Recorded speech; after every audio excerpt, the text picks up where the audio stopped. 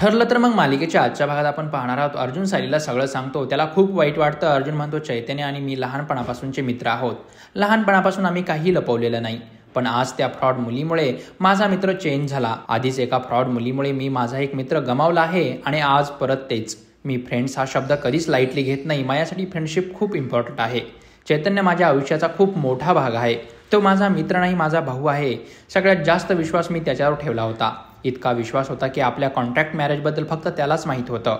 अर्जुन सायलीला म्हणतो, तुम्हाला जर कुसुमताईने धोका दिला असता तर कसं वाटलं असतं? सायली म्हणते, खूप त्रास झाला असता.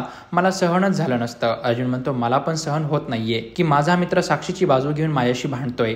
त्याने मला तिच्यासमोर घरातून निघून जायला सांगितलं. साक्षी चैतन्याकडे बघून विचार करते की बास, आता किती रडला तरी काही उपयोग नाही, कारण मी तुला अर्जुनपासून दूर करून त्याचा श्वास कोंडणार आहे. साक्षी चैतन्याकडे जाते आणि म्हणते, काय अवस्था करून घेतली स्वतःची.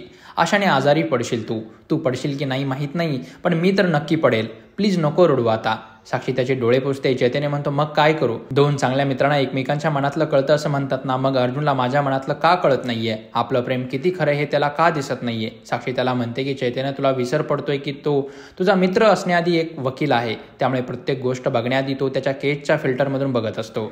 अर्जुन खूप रडत असतो. सायली त्याला म्हणते, सर रडू नका. असं नाही म्हणणार मी, उलट रडून मोकळे व्हा, म्हणजे तुम्हाला शांत वाटेल. मग एकदा शांत झालात ना की या सगळ्यावर मार्ग कसा काढायचा तुम्हाला नक्की कळेल. सायली म्हणते, तुम्ही एकदा चैतन्य सरांशी बोलायला हवं. या भांडण्यामुळे तुम्ही जितके अस्वस्थ झाले आहात ना, तेवढेच अस्वस्थ चैतन्य सर नक्की असतील. अर्जुन म्हणतो, आता कशाही बाबतीत माझा चैतन्यावर अजिबात विश्वास राहिलेला नाही. सायली म्हणते, आता कुठलाही विचार नका करू. डोक्यातला गुंता अजिबात वाढवू नका. सायली अर्जुनला हातपाय धुवायला सांगते. मी जेवण गरम करून आणते असं सांगते. तेव्हा अर्जुन म्हणतो, मला नाही जेवायचं. सायली म्हणते, असं नाही करायचं सर. दुःख कितीही मोठं असलं तर तो राग अन्नावर नाही काढायचा. आणि तुम्ही स्वतःची काय अवस्था करून ठेवली ते बघा. मी तुम्हाला उपाशी राहू नाही देणार. 2 घास तरी खावेच लागणार आहेत तुम्हाला. साक्षीचं चैतन्याला अर्जुनच्या विरोधात भडकवणं चालूच असतं. चैतन्य साक्षीला म्हणतो, तू या सगळ्यापासून लांब राहायचं आता आणि हा विषय बंद करूयात आता. साक्षी विचार करत असते की विषय आता कुठे सुरू झालाय रे, आता कुठे तुमच्या छोटीशी फूट पडली, आता त्याची दरी कशी होईल ते तू बघच. सायली अर्जुनला जेवण भरवते आणि म्हणते, आता तुम्हाला तुमच्या तब्येतीची जास्त काळजी घ्यावी लागणार आहे, कारण तुमचा मित्र वाट चुकलाय ना, मग त्याचा हात धरून त्याला योग्य त्या मार्गावर आणणं हे फक्त तुम्हीच करू शकता. जेव्हा 2 जवळच्या माणसांमध्ये गैरसमज होतो ना, तेव्हा त्यावर एकच उपाय असतो, एकमेकांशी बोलणं.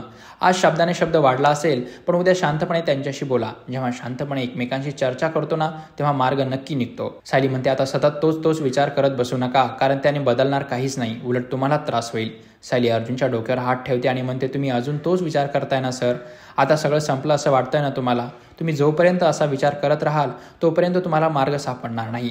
मधुभाऊंना जेव्हा जेलमध्ये नेलं तेव्हा मी असेच खचले होते, पण मी मार्ग शोधायची थांबली नाही, म्हणूनच तुम्ही आमची केस घेतली. आता पण नक्की असंच होईल. चैतन्य सरांना जाणीव होईल की ते खूप चुकीचं वागत आहेत. सायली देवीकडे प्रार्थना करते की हे भांडण आणखीन चिघळू देऊ नकोस. दुसऱ्या दिवशी सकाळी रविराज गुरुजींना फोन करून साखरपुड्याच्या मुहूर्ताबद्दल बोलत असतात. गुरुजी उद्या संध्याकाळचा मुहूर्त सांगतात. रविराज त्यांना सांगतो की पुढच्या 1-2 आठवड्यातला मुहूर्त असेल ना, ते जास्त सोयीचं होईल. गुरुजी सांगतात पुढचे 3 महिने मुहूर्त नाही. तेव्हा रविराज म्हणतो, ठीक आहे, काहीच हरकत नाही, उद्या संध्याकाळीच आपण तन्वीचा साखरपुडा करूयात. रविराज प्रियाला म्हणतो की तन्वी बाळा, आपण उद्या संध्याकाळी तुझा आणि विपुलचा साखरपुडा करू. नागराज म्हणतो, खूप घाई होते ना, सगळी तयारी कशी करणार आहोत आपण? किचनमध्ये कल्पना आणि सायली काम करत असताना कल्पना अचानक सायलीला विचारते, काय ग, काय झालं सायली? तुझं सतत लक्ष वर खोलीकडे आहे, काय झालंय काय? सायली म्हणते, नाही आई, काही नाही, हे उठले नाहीत ना अजून, म्हणून म्हटलं बघून यावं. सायली वर जाऊन बघते तर अर्जुन झोपलेला असतो. अचानक अर्जुनला जाग येते. सायली खूप छान अर्जुनशी बोलत असते. अर्जुन तिला म्हणतो, हे काय करताय तुम्ही? मला कळतंय, ऑफिसला गेल्यावर सगळं सॉर्ट आउट होईल असं वाटतंय का तुम्हाला? असं काहीही होणार नाही.